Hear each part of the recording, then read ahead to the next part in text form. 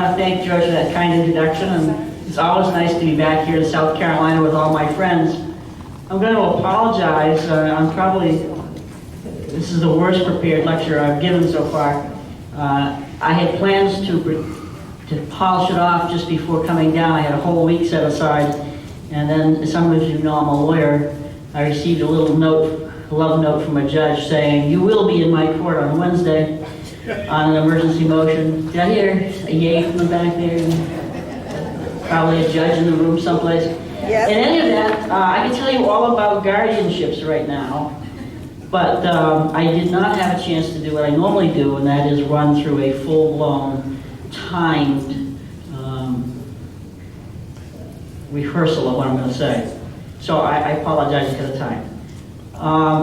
My topic today is After the Fox in Georgetown. I've given a talk on Georgetown once before, a couple of years ago, and we're going to be doing a tour of Georgetown next weekend, so this was done in connection with that.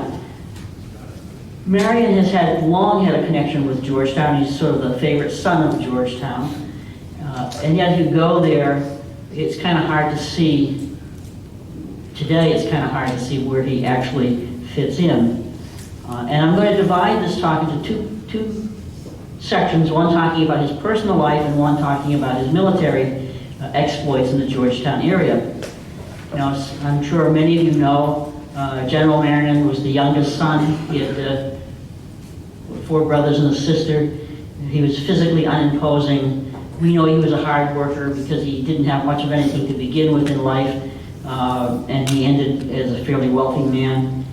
He was socially from the upper class, but he was financially at the bottom of that upper class because his father, as Henry Lee would say, became a little embarrassed in his affairs and could not give his son the financial start that Marion should have had. He tried his luck at being a mariner and failed when the ship sunk. It wasn't his fault, but it kind of soured him on going to sea after surviving in a lifeboat with no food for, 4 or 5 days. He and his brother eventually went west to the great frontier down in the Utah Springs area, which was the great frontier at the time. He was commissioned in the provincial troops during the Indian Wars, and this is very important. He was not a militia officer. The British had this theory that you pick people who are important in their community, you get them into the army, you give them a commission, and you train them once they get there. So he was trained by the British Army to be a British officer. So he had that regular training right to begin with, which made a big difference in the way he operated later. Interestingly enough, during those Indian campaigns, one of the units that served with him was Robert's Rangers. Now, Roberts wasn't there at the time, but the Rangers were, and he may well have got some training from them also. He was a competent officer, he knew his trade. We see him earlier in the war where they asked him to rebuild the fort at Dorchester. Later, he's instrumental in building Fort Moultrie, so he's got some engineering experience. He becomes a coast artilleryman at Fort Moultrie, so he knows about artillery. He works with combined arms, as they would say today, with the cavalry and the infantry. He does some amphibious landings. He's a very versatile soldier, much more so than most. And of course, the thing that makes him the hero that he became was his refusal to give up to the British when all things looked black. And the thing that he probably is not given enough credit for, but which is very important, and that is at the end of the war, he was one of the few people who stood up against what could easily have been a reign of terror at the end of the war with retribution against Tories. He helped restore the peace, and that was even more important than keeping the war going.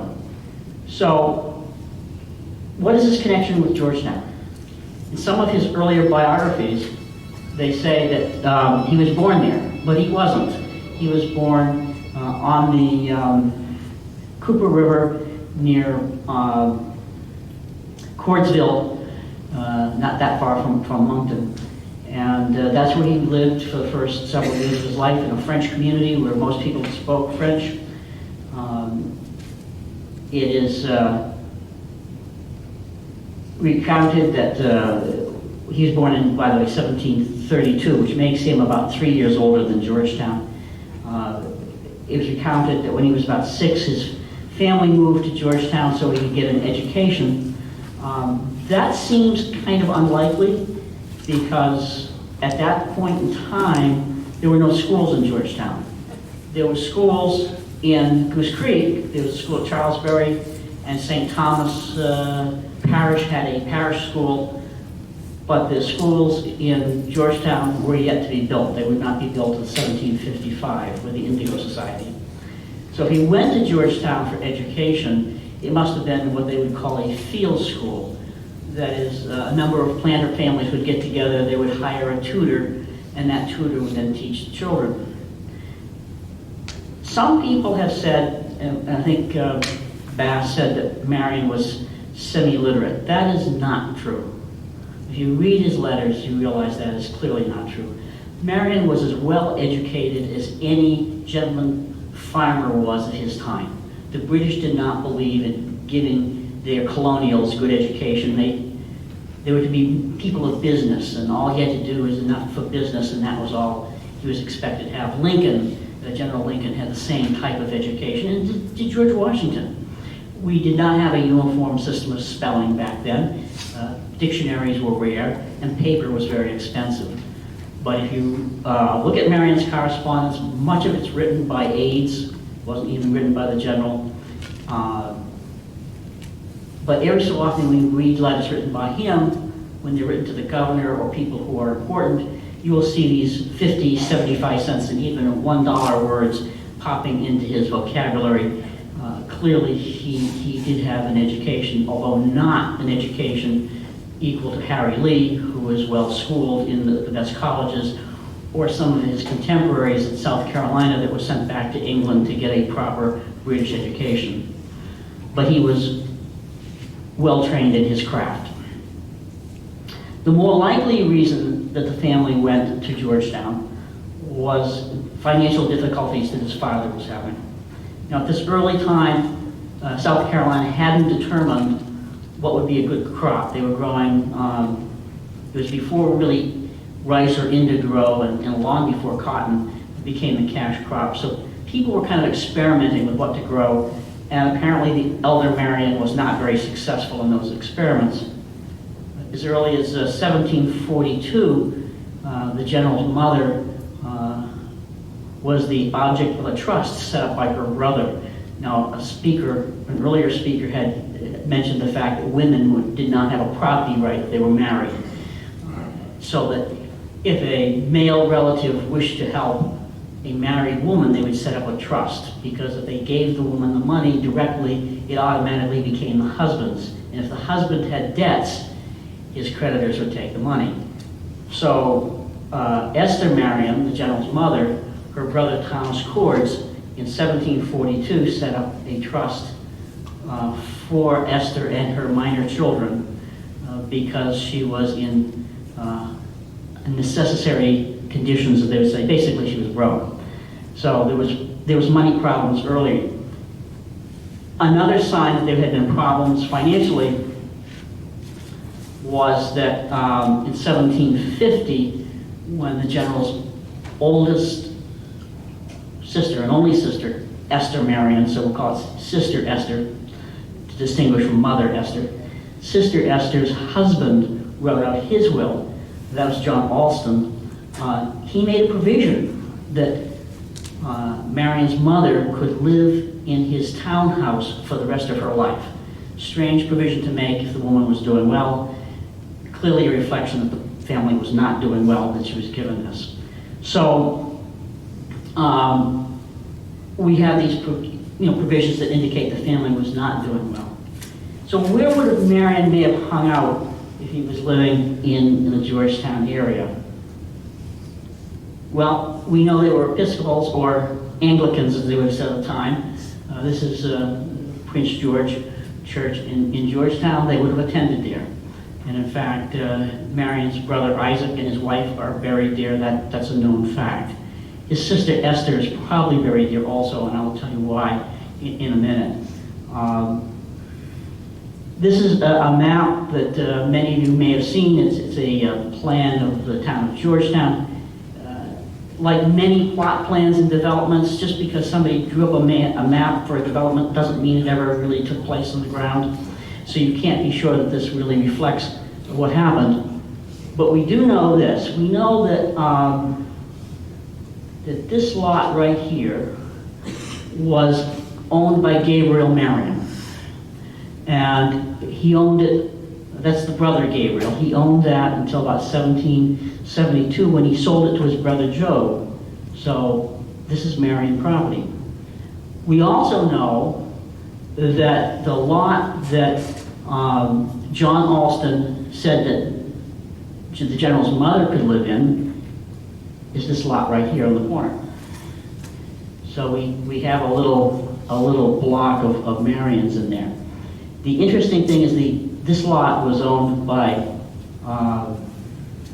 it was divided in half. Half of it would belong to John Alston and half of it belonged to his brother, and Josiah, who was married to Esther Simmons, who was the sister of Mary Esther Vadot. So again, you've got a family block there. The other place that's connected is right here, and this is land that was owned by William Alston, and his daughter Rebecca married Isaac Marion, and William Alston provided that Rebecca could live there during her life. And then William Alston owned the next lot over. So we have a tremendous intermarriage with the Alston family. We have Isaac marrying Rebecca Alston. We have the brother Benjamin, I've not mentioned before, marrying one of the Alston daughters. And we have the sister, Esther, marrying John Alston. When brother Isaac married Rebecca Alston, he was given by her father the Springfield plantation, or Springfield plantation, which eventually became the Brook Green plantation. Isaac lost that to debt. He ended up selling it to his brother Gabriel. We have no reason to believe there was any property or any houses on that, any settlements on that. But that was lost by Isaac. Isaac later had an inn up at Little River. If you've ever been up to Little River and you go out to the point where the inn probably was, you realize what a great, great place that was for smuggling. Isaac was a justice of the peace in Georgetown. Gabriel was a justice of the peace in Georgetown. Benjamin was a justice of the peace. These are all royal commissions. So these are people who were well connected in the town. When the British moved into Georgetown, they took over Little River, they kicked Isaac out, and Isaac came back to live with his wife in the property at Georgetown. So these are places that Marion could have hung out. The original houses from the Revolutionary War no longer exist. As will turn out later, Isaac's location was very unfortunate, and I'll explain that after a bit. The other thing is when John Alston died, that is, the sister's husband died, she remarried, and she married Thomas Mitchell. And Thomas Mitchell owned a plantation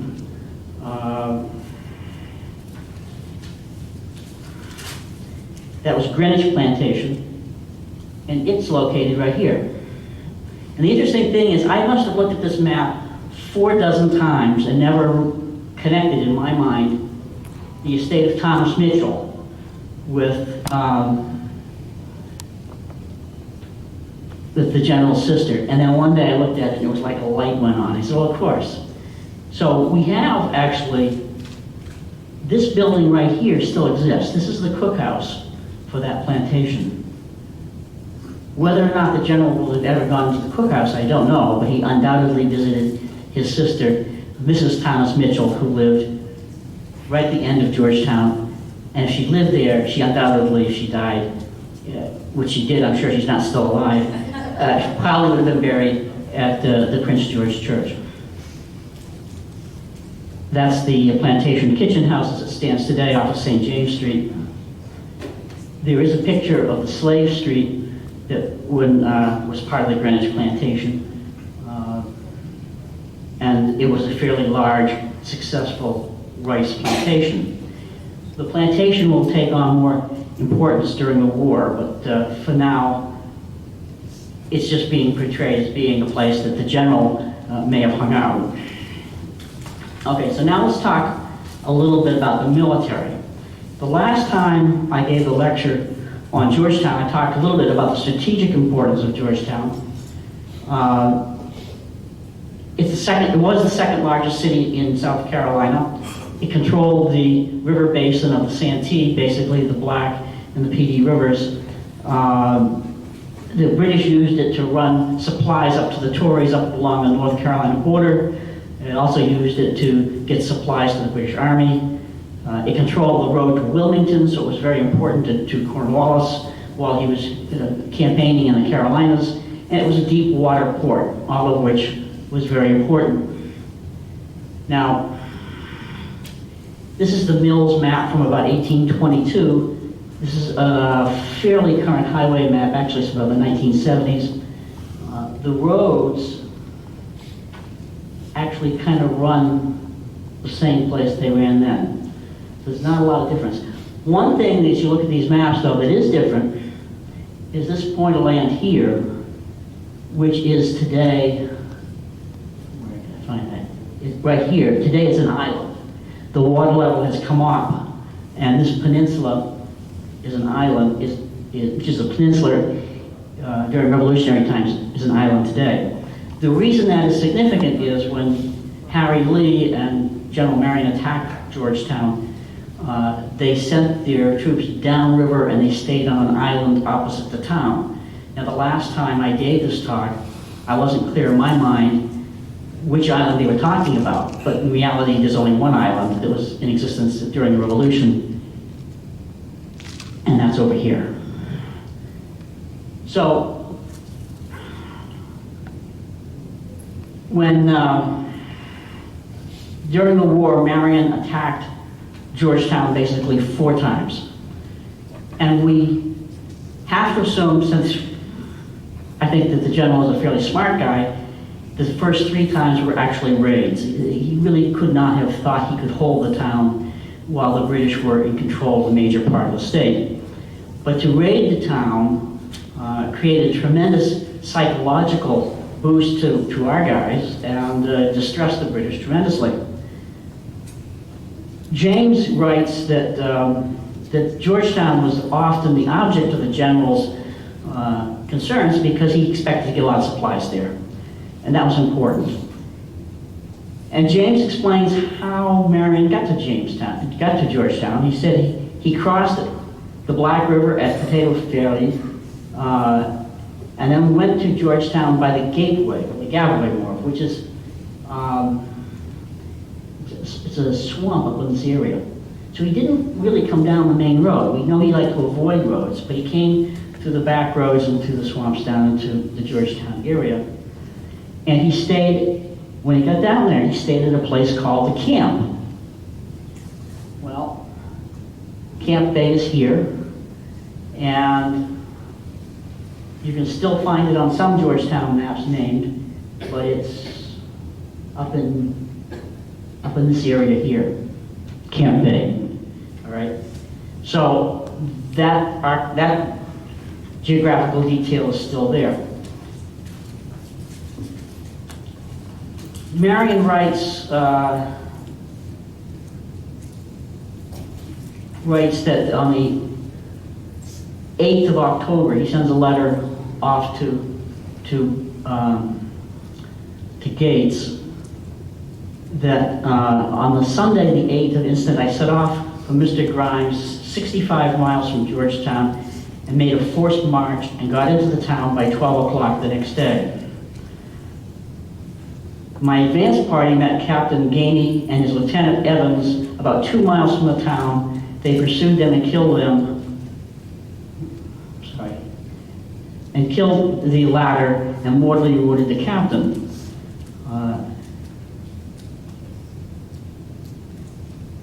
I found Colonel Cassell in a redoubt which enclosed the jail, a brick building. So this is the first description we have of the fort that Marion would deal with. It was a a redoubt that enclosed the jail, a brick building. And throughout the South, the British like to build forts around brick buildings because brick buildings stood up very well against musket shots. And then Marion continues to write that he heard that a large, he tried to get the defenders, about 70 men, to come out to fight him, but they wouldn't come out of the jail to fight him. And because he heard that there were other British soldiers coming, he decided that the redoubt was too strong. So they rode to the town.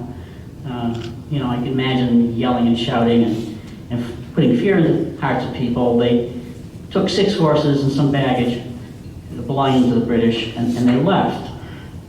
And then down lower in the letter, the Marion writes, I have never yet had more than 70 men to act with me, and sometimes they leave me to 20 or 30. And it is with great difficulty that I can get recruits. I wish I had some authority to punish those who leave me, for many who had fought with me, I'm obliged to fight against. Having heard nothing from you since the 20th of September, I am obliged to act with the greatest caution, lest I should fall into their hands. And then he relates that the inhabitants generally believe that Lord Cornwallis is in Virginia or going to Virginia. So some other people this morning indicated there was a question about you know, Marion's control over the militia that are with him. At this point in his career, he has no control over them other than a moral authority, and he's requesting authority, which he does not get until December. It's interesting how different people look at people. The raid on the 15th causes the British to increase the fortification at Georgetown, and they report, Balfour to Cornwallis reports that the building at Georgetown goes on well, and the situation is exceedingly strong, and they've repaired the redoubt, and they've got 2 howitzers from the galleys upon it, and a good abatis, or abatis, however you pronounce that. So the British are feeling nice and snug and secure on November 7th. On November 11th, Cornwallis and Balfour send Tarleton after Marion, and on the 11th, Tarleton reports the total destruction of Mr. Marion, and on the 16th, Balfour writes to Cornwallis that says that Tarleton says that he needs 300 to 400 horsemen to control the country. And then on the 17th, Cornwallis writes to Balfour, and he says, you know, protect Georgetown is very important. And then he says, Cornwallis says to Balfour, he'd love to have a meeting with him, but he doesn't have any cavalry, and he's afraid to go out in the country alone without it. And as soon as Tarleton's expedition is over, we will see what the turn of things are likely to take. Well, the Cornwallis is waiting to see what happens with the turn of things after Tarleton has driven Marion out. And Balfour writes back, and he says, the expense my friend Tarleton demands at present are astonishing. I have not stopped them to ask your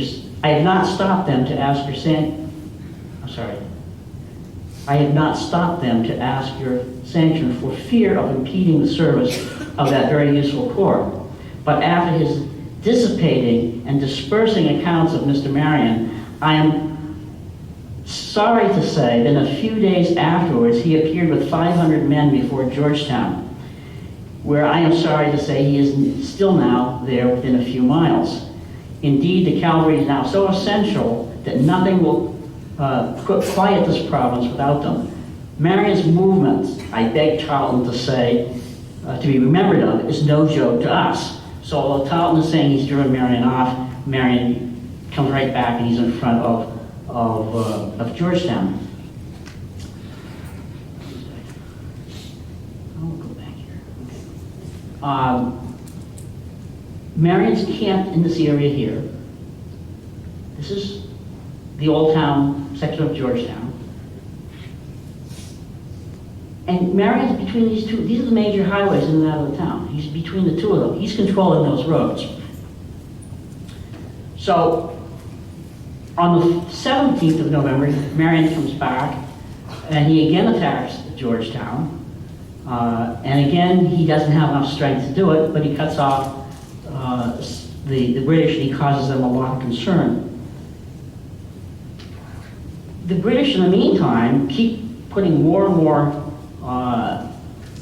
supplies and more effort into building up Georgetown's defenses. And this continues for some period of time, and they keep saying, well, we now think it's too strong for Marion to attack. They've got 140 militia there, 120 provincials. They have men from the 64th Regiment, which is a regular regiment. So they're feeling very secure, and of course what happens again as Marion attacks again, and this time he has with him Harry Lee. But what's very interesting when you read the British reports is, now Marion's saying, I haven't had more than 90 men, and Rowden writes to Cornwallis saying on November 17th, he has a definite report, an exact count of Marion's troops, he has 406 men. And then a few days later, the reports say Marion has 300 men. And a few days later, they're saying he has 500 men. Well, he had about 90 guys. So even although he didn't have that many men, he's making a big impression on the British. So we come down to the attack of Harry Lee on January 24th, 1781. And that attack, as some of you may know, was a two-pronged attack. Some of Marion's men came down on the river, and they attacked through the town, and Marion with the rest of his guys came by land with Harry Lee, with the horse soldiers. They got into the town, and when they got there, they had this plan that they were going to get their infantry between the fort and the place where the soldiers were barracked. And when the soldiers rushed out to defend their colonel, their commander, and they rushed out to get into the fort, the infantry would be there, Marion's infantry would be there to capture them. Well, it all went well, except for instead of rushing into the fort, the British soldiers barricaded themselves into their quarters, their barracks where they were staying, and Marion had no artillery, so they couldn't batter down the brick walls and the houses where the British had barricaded themselves. So Marion decides he is going to retreat, and they do. The fourth time Marion attacks Georgetown, this is at the end of towards the end of the war. The British simply withdraw when Marion approaches, and then he controls Georgetown for the rest of the war. So one of the things that people are interested in is where were these forts that Marion keeps talking about? Well, some people have suggested down on the point of land, which is now Morgan Park. This is a sketch of one of the forts from the early 1800s. This is a satellite view of that same land. Part of the problem with this area, of course, is its convergence of two rivers, and it's constantly washing away and silting in. So we don't know that this is what it looked like at any particular time in history other than right now. We know there were 3 forts on this land. In 1776, the Georgetown militia threw up a fort, maintained it for a while, gave it up. After Marion took Georgetown back,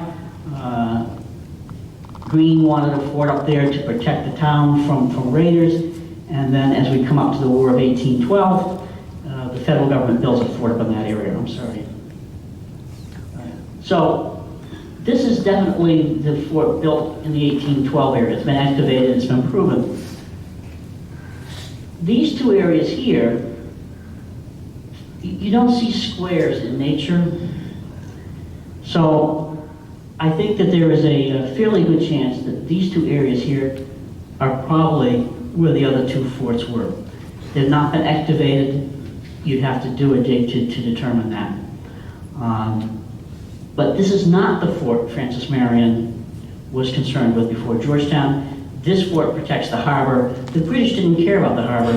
The British controlled the waves. They had 2 galleys. It's not the Fort Marion and Lee had to face. If we look at an aerial map of Georgetown, this is currently the Old Town area, and this area right here. These are your major highways. Marion was camped up in this area.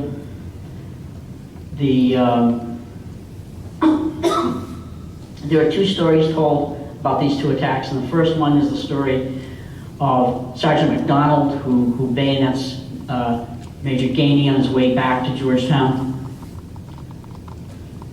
That took place in about this area. And then the other story is when Lieutenant Gabriel Marion was captured during the second raid and murdered.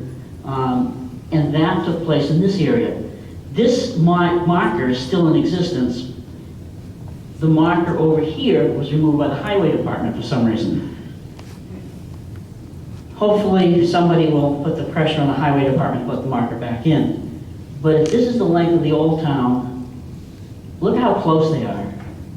This fighting was taking place within jogging distance of the main town in Georgetown. Again, if we look at the 1820s map, you can see that Georgetown, the old part of the town, is not as big as the layout, or there are a lot of streets that were not built on. There's another aerial view, is a satellite picture. This is the area where MacDonald did his stabbing of Gainey coming in. This is the area where Gabriel Marion was killed. There was a white's plantation in the area. This is High Market Street, running today pretty much where it did then. 701 running pretty much as the road ran at that time. Up here is Camp Bay. Now, one time at this junction up here, 701, and the road coming up here, there was a plaque to Marion. That plaque also has been removed. My understanding is it was removed down into the town, but in reality, it should be back up here, because this is where he was camped, and he maintained a camp there for much of the war to keep an eye on Georgetown. Even when he was not in the area, he maintained a camp there to spy on Georgetown. Now, we don't know what the fort looked like at Georgetown, but this is a fort that the British built, a fortified structure. You see this little spikes all around the wooden stakes. And this was very typical of what they would do. Again, this is a drawing by Patrick Ferguson of a fortified house. If I turn my head and you can't hear me, let me know. I'm sorry if I do that. But you can see what they would do. They would dig a ditch, they would parapet, and then this would be brush, the 18th century equivalent of barbed wire. Fort Mott, again, a fortified house. You see the steps and then the ditch and everything, and the wall here. This is very typical of what they would do. This is actually Yorktown, and you can see there are no straight lines. They have all these little curved lines, and the reason they do that is so they can fire at people coming in on them. Then they have these redoubts, these little outbuildings that, again, protect the lines. And this is the way the British fortified places. This is Savannah, and again, you see no straight lines. It's the way they protect their forts and their encampments. This is 96. Again, a fortified village. In this area, you see the Star Fort that they had. It's got the, again, not the straight lines, and then the redoubts outside the wall. They were quite capable of building rather large areas of fortifications. Did they do this at Georgetown? We don't know. This was the way they fortified places. There is no surviving plans of the Georgetown fortifications that anyone has located today. That doesn't mean they don't exist, just no one's found them. This is, again, is 96, I think, or Camden, I'm sorry, Camden. And you see the little redoubts on the outside to protect the town. And this is being the main stockade around the town. So we come back to Georgetown. Now, what I tried to do is try to figure out what the city looked like at the time the British were there. And the little yellow blocks are all of the buildings I could identify that would have been built and standing during the Revolution. That doesn't mean there weren't more. There undoubtedly were more. There's probably about 100 structures there. But I could not identify them from current records. I want to thank, by the way, Mary Boyd, who did a ton of work, and the Georgetown Historical Society, who did a ton of work on locating buildings. This red spot here is where the British headquarters were. This red spot here, that building no longer exists. This building exists. That was the headquarters of the British Army, the Commandant's headquarters. That's where the Commandant was sleeping. This is their headquarters. The Commandant was sleeping here. This is the church, which was used not only to stable horses, but also to barracks men. We also know that in this house up in this corner was used to barracks men, and we know that this structure was the hospital. So we're seeing kind of a concentration of the British Army in this area. This block was where the jail and the courthouse were. So this block up here is where the fort was.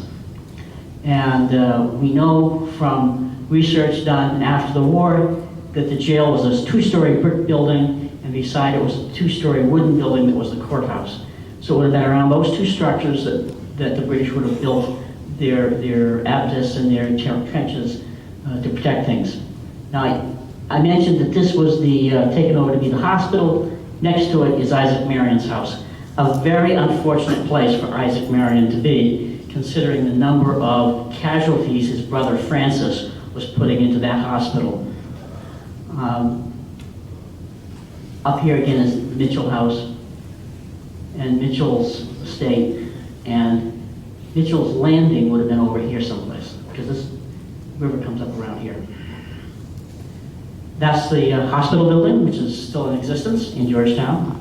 I don't think it had those nice little awnings, but anyway, that's what it looked like. Again, this is an aerial view. It gives you an idea. The river comes down here. Georgetown today, and there's this, we're trying to figure out where everything was.